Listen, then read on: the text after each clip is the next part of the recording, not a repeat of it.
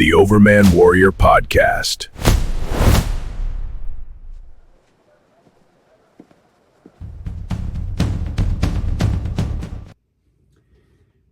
Hi, Coach Hoffman here. One of the things that doesn't get talked about much is the cost of lawyers to our government. We always talk about waste, and when you get to party politics, I think there's a lot of really parasitic characters that work in the background. Mark Elias comes to mind. We'll get to that in a minute. And I'm thinking about him because he's injected himself into Ohio politics, and he's part of the Amy Acton campaign, brought in by David Pepper.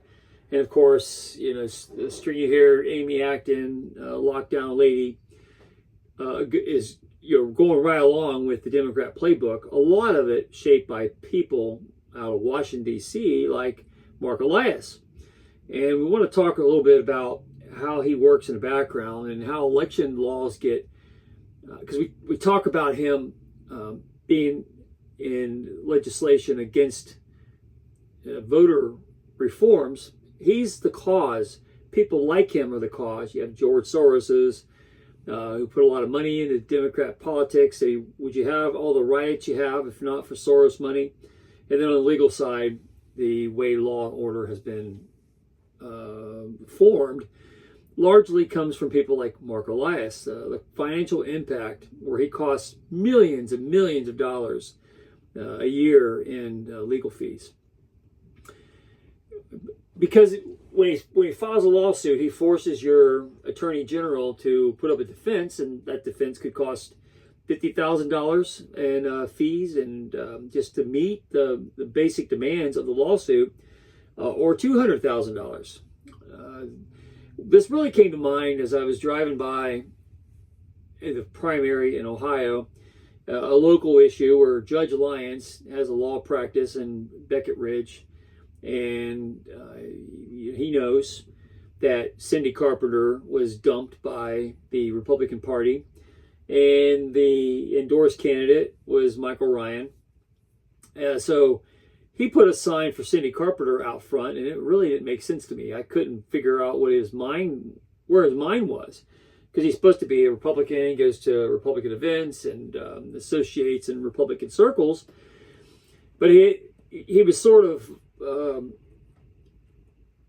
I wouldn't say exposed. I would say we found fissures in what that means during him investing himself into a Lakota issue, where he became part of removing a school board member who was picked by the Republican Party.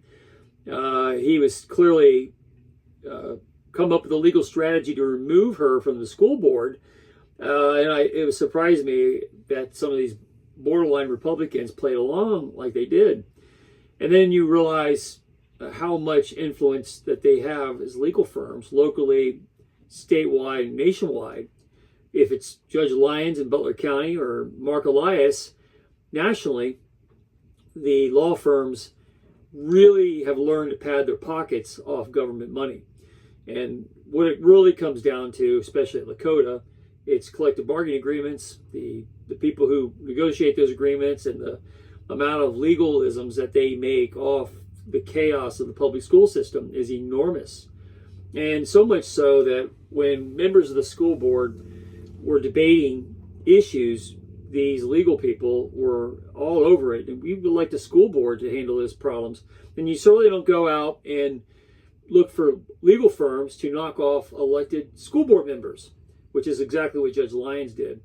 And now I was driving by his place the other day, and he was out there getting in his car, and he had a big Cindy Carpenter sign out in front. And I thought that was weird, because if he wants to be considered a Republican, why would he be voting for Cindy Carpenter? And what it really comes down to is law firms know that they make a lot of money off the chaos of government, and there's an endless amount of money really to be found when you tap into the ways that it doesn't get measured very well. It's one thing to say, oh, people spent billions of dollars on the military. Why are we spending money on tanks and planes? And why do we need more troops? Why are we investing in all this stuff that we don't need? Why did the Federal Reserve spend too much money on their rehab assignments? the legal fees are actually much greater. And then that's where you get to Mark Elias, and he stuck his nose in Ohio politics by getting involved in the governor race and trying to prop up Amy Acton, where she clearly is a mess. And he's been sending cease and desist letters to people who are just doing journalistic inquiries. But he does it everywhere. And he certainly, when you look at the way election laws have been formulated over time, that's certainly one of the problems with him, is that election law, and including the challenges of 2020, when people say, well, there was a lot of challenges to the elections and nothing was found of it. Well, that's because people like Mark Elias file lawsuits, and it could bankrupt your community to fight them. And he knows that. That's part of strategy. So they just go along with whatever he asks for. And people like him. It's a really bad scam. And it certainly causes a lot of money. And one of the main reasons that there's a problem, it's a loophole that law firms take advantage of, and there's a lot of money to be made about it. And it's not just Judge Lyons that made me think of this. I've been dealing with a lot of lawyers lately. I've been dealing with a tremendous number of consultants, and you see kind of how you're, if they take a lot off the top, and they cost a lot of money, and they jump from job to job, and they're very expensive. Lawyers, consultants, all those kinds of people, they really are expensive. And when you start getting in legal issues, they just drain your bank account. They're parasitic at best. Helpful, not so much. But when you start realizing that they get involved with government work, law firms, whether it's a local school board issue or whether it's a statewide issue where a Washington firm like Mark Elias's group gets involved in order to try and push Vivek Ramaswamy out in order to undercut Trump some way by putting a Democrat, progressive, extreme progressive into the governorship using the same kind of lawfare tactics. And it's election fraud in all kinds of different ways, because really he shouldn't be tampering with elections at all. Lawyers shouldn't have any impact on what people pick, but clearly they believe they do. And even Republicans like Judge Lyons in Butler County got involved in removing elected picks on the school board and using lawfare in order to shape how the school board works. And because of him, there's now a majority of liberals on the school board. And so the problems that there are largely caused because they make a lot of money off that chaos. So most law firms are structured in order to take advantage of the problem with the way they litigate elections, especially, is that it's decentralized. So each state has their own thing. So you can file a lawsuit in many states, which Mark Elias does, and then you force many attorney generals to fight on those fronts. A certain percentage might go your way. You might lose a lot of them, but you're going to get a lot of money, and you're going to force them to spend a lot of money defending themselves. And so it's a really corrosive element that really wastes a lot of taxpayer money. And then to avoid paying that kind of money, often attorney generals bend to Mark Elias and people like him, just as they did at Lakota, just as they did with the school board issue, because a lot of people don't think they're smart enough to talk to lawyers, these specialists, and so they don't really want to throw money at the situation because it's bad use of taxpayer money, so they end up losing the cases. And if you really trace it back, the original problem is that the law firms feel that they have a right to make money off government chaos. So in the case of Mark Elias, election litigation is decentralized. So states, counties, municipal elections, they all have to defend cases when you're a firm that's attacking nationally. And legal costs are buried inside. There's attorney general budgets. Usually it's outside counsel contracts, election administration line items, all cost money. So there's no national reporting requirement tying defensive legal costs to a specific plaintiff law firm. So that's how they're able to hide the way they attack and really consume a lot of taxpayer money. And we spend a lot of money on these guys without knowing the details. And most reporters don't know how to dig into the weeds to find all this out. But what it essentially means is that no government body can say that Mark Elias costs X amount of dollars per year, and that's by design. It's the way the legal profession designed it, and Mark Elias certainly takes advantage of it. And then he gets a lot of money, a lot of power, and a lot of respect among courts, and then he can shape and steer things where they need to go. If they need to cover election fraud like they did in 2020, a lot of attorney generals won't even fight him because it costs a fortune to stand against him. And if he wins his lawsuits, some of them, then he's going to make a lot of money for his law firm. And he's going to take a lot of money that ends up coming out of taxpayer pockets in one way or the other. But what we can measure directly is the documented taxpayer legal fees in individual cases. And if you add them all up, which is what you're supposed to do in the press, then you would get a picture of how bad this issue is. Such as in Virginia, there was Mark Elias brought on a Virginia voter ID lawsuit in 2016. It's how long this has been going on. That's why we can say that election fraud has been going on a long time, because nobody wants to challenge Mark Elias in court because it costs so much money. And then if you lose, then it opens up a whole bunch of case law that works against you. So most of these things end up getting settled. And Mark Elias filed this lawsuit on behalf of the Democrat Party in Virginia in that voter ID lawsuit in 2016. So that's the kind of game we're playing here. And it ended up costing around $600,000 in taxpayer-funded defense costs before it was dismissed.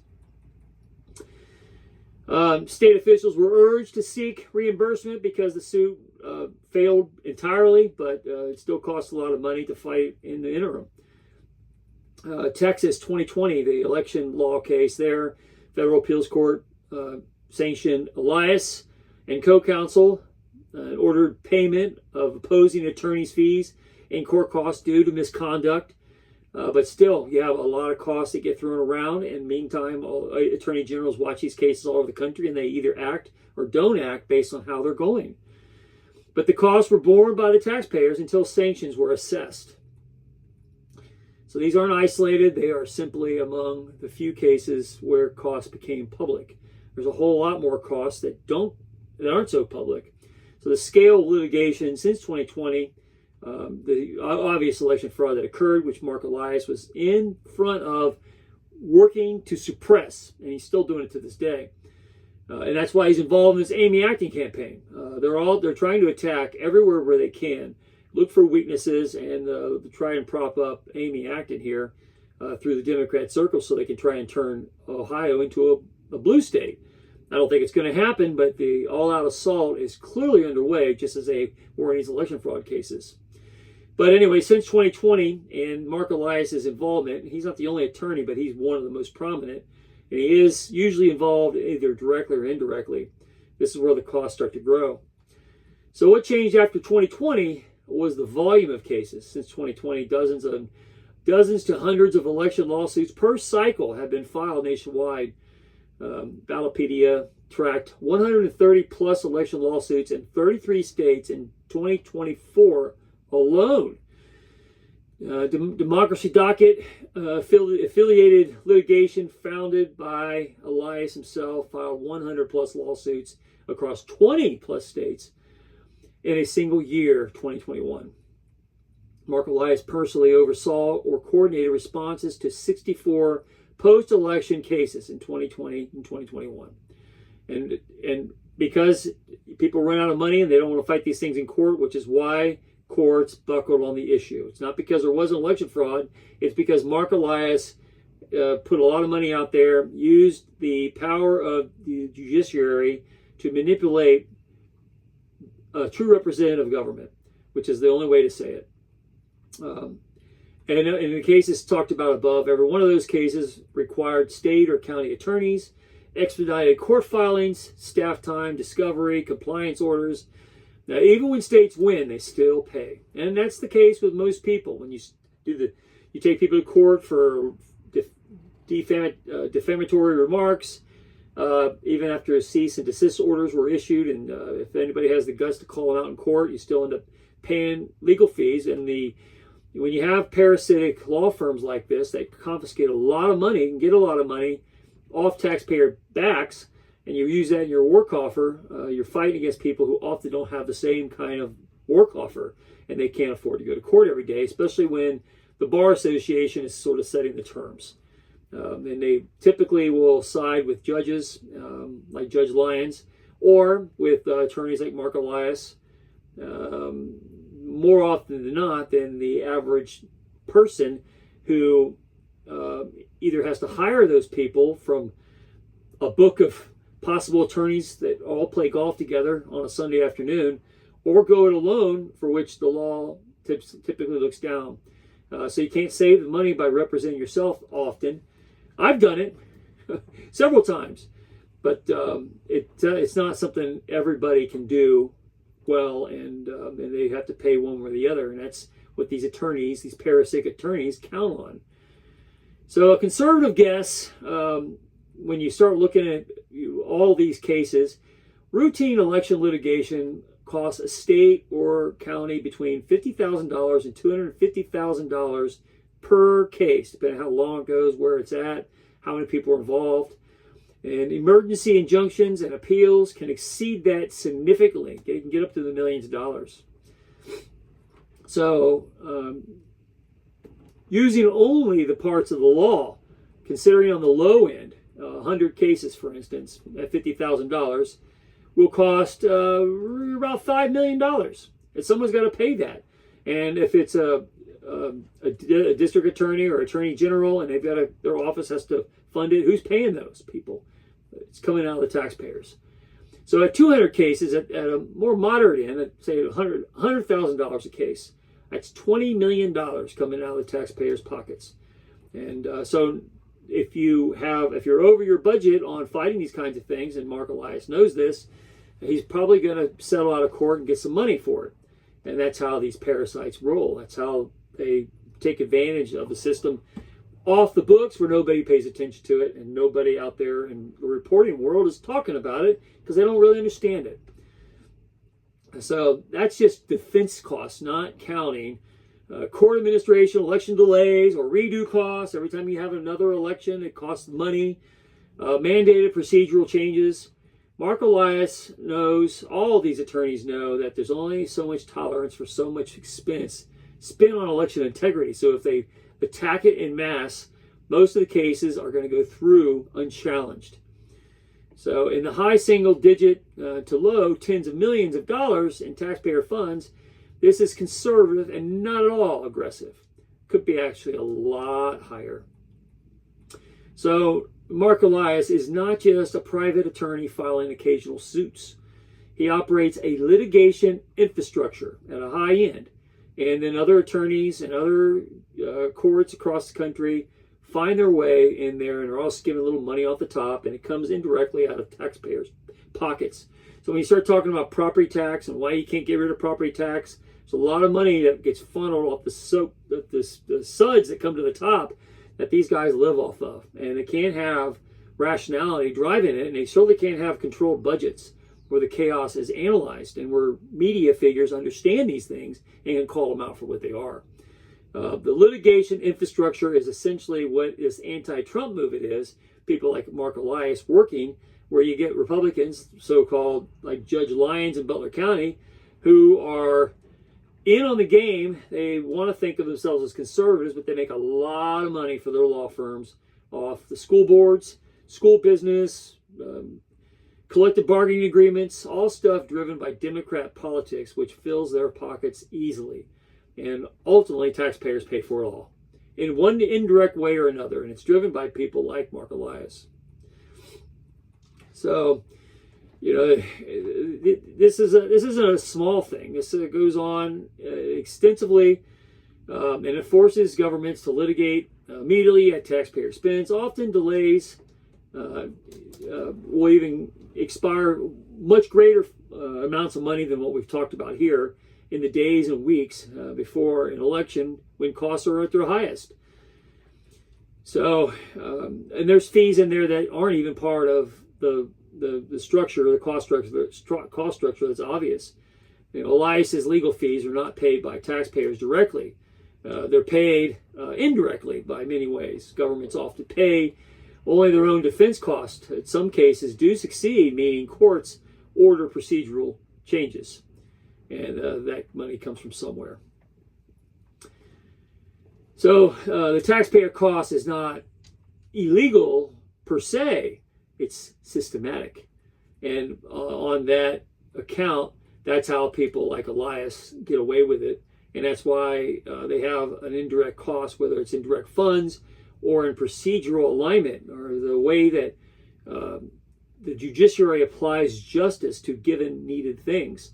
And Mark Elias has been so successful at it because people have been so asleep that the litigation volume driven directly by Elias-led organizations since 2020 plausibly cost tens of millions of dollars nationwide by themselves.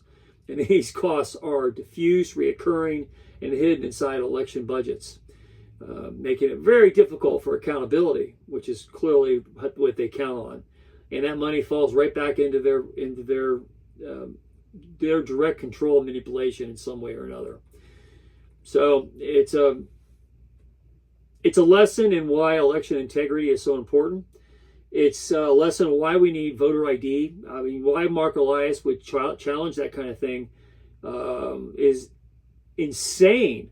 Other than he wants a clear-cut definition that is ambiguous so that he can have election challenges that makes a lot of money for his firm and drives Democrat politics. They don't want it solved. They want it in chaos. And that's the same thing we found with the Lakota School Board and the people they pushed off there. A couple people now that were Republicans, and these law firms kind of find people on the school boards that will play nice with them and allow them to come in and let them essentially run the school board as a shadow government instead of the elected people we put in place. And when those who are put in place insist on it, they get rid of them. They get rid of people on the school board. They're trying to get rid of Trump because it's not so much the ideology of it. Everybody might go to a picnic together and have the same political ideology and shake hands and agree on a lot of things. But it's how you make your money. And law firms make their money off the chaos of Democrat politics, even when they call themselves conservatives. They are more beholden to the Bar Association and their network of lawyers, judges, and all kinds of legal people involved. And they are much friendlier to each other on the golf courses than they are when you're in a courtroom with them. Often the deck is stacked against people, and you have to pay a lot of money to defend yourself or buy their loyalty. And even then, it's often controlled by people like Mark Elias and judges who want to be affiliated with him because of the power he's managed to command. And if you really want to solve problems, you really want to drain the swamp, and you really want to fix some of these legal problems, you got to take the chaos out of the lawfare. You got to make it so the judiciary can't play lawfare as they have. Make it clear, take away their ability to sabotage efforts behind the scenes and drain taxpayer money at the high rates that they currently do, because it's a phantom cost that doesn't get accounted for properly. And it's about time we put a light on it. And that's certainly going to be one of my goals, because I've seen enough in the years recently to understand that they're not at the it's not just innocent mistakes that they make. They're purposeful, well established, and maniacal. And that's certainly the case in Mark Elias's case. And remember, Amy Acton is his person. Mark Elias is a huge Democrat, progressive, anti-American character, and Amy Acton is his personal project in Ohio. And really, if you want to fight back at all these horrible people who get themselves involved in our business and take all of our money through taxation, that's just another reason to vote no on Amy Acton in spectacular ways and teach all these parasites a lot of lessons they have coming to them in mass form in months and years to come. And it's time that we stop being so shy about it. I'm certainly not going to be. Anyway, it's Rich Hoffman here. Share, subscribe, make tomorrow a better day. If you ever read my book, The Gunfighter's Guide to Business, I think you will love it. Anyway, have a good day. Thank you for listening.